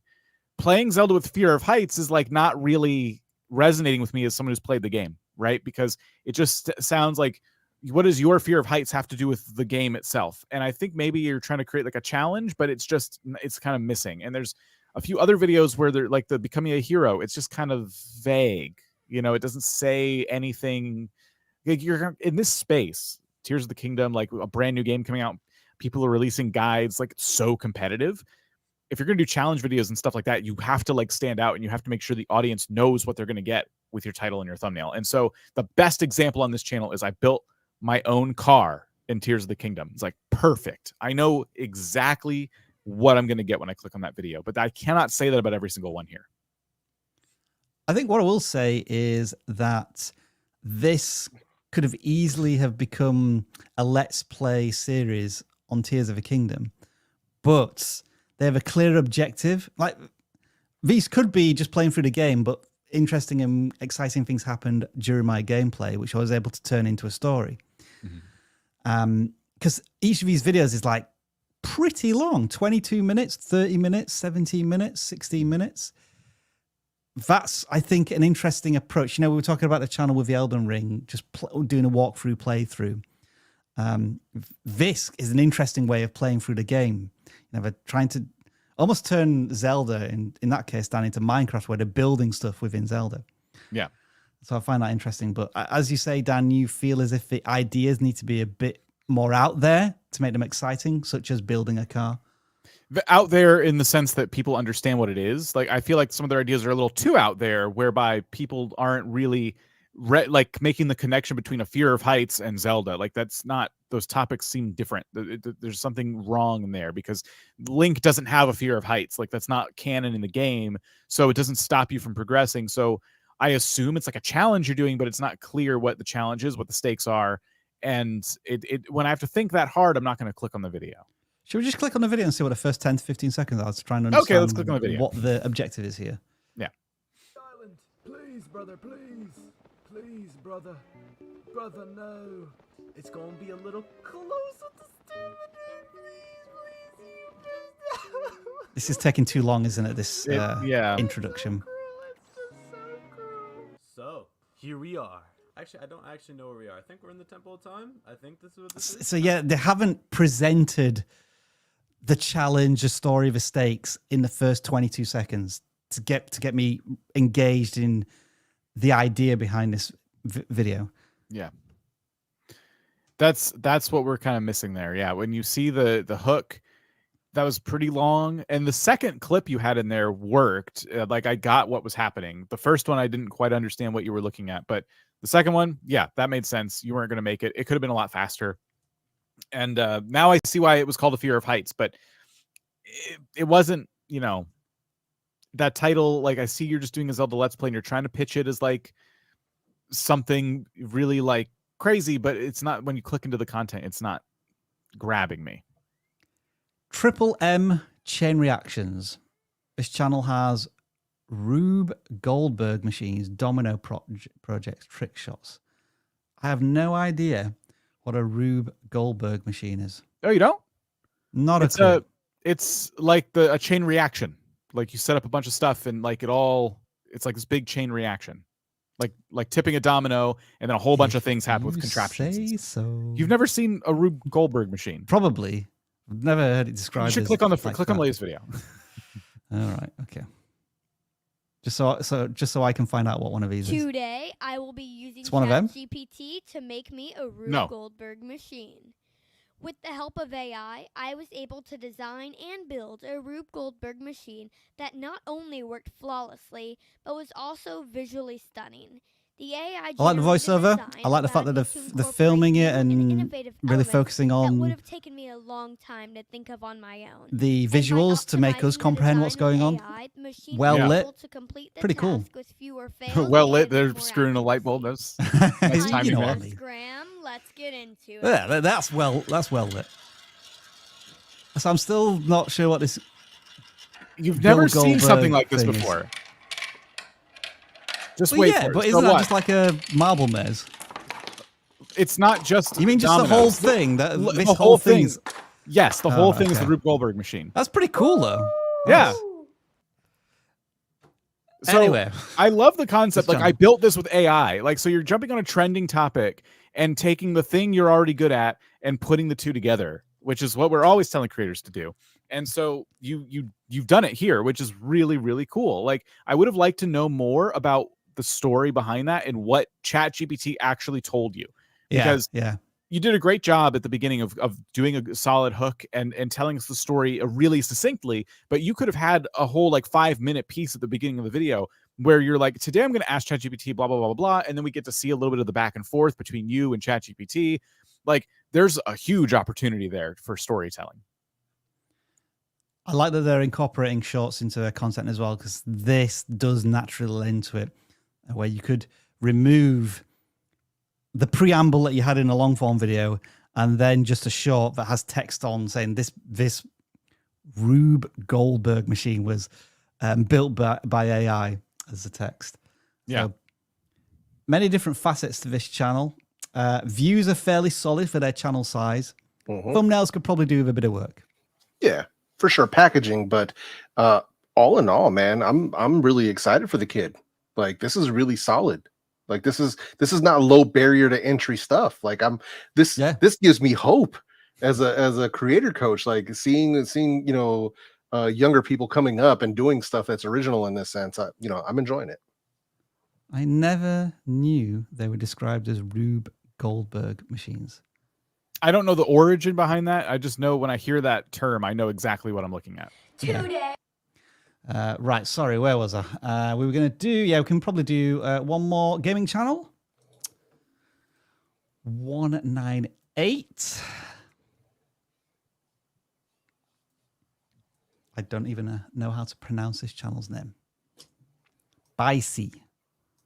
Hey guys, well, bscyi. It's missing a vowel somewhere. Hello, humans of this amazingly good dark zone. Well, why is all of the text in a different font for their titles?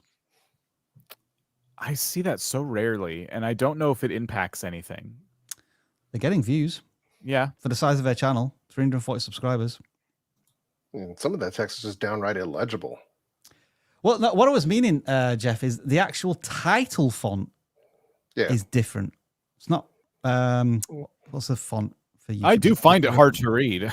Roberto. Well, yeah, but I was talking about the thumbnails, not the titles. But to me, it's like, I don't think it's worth the effort, to be honest.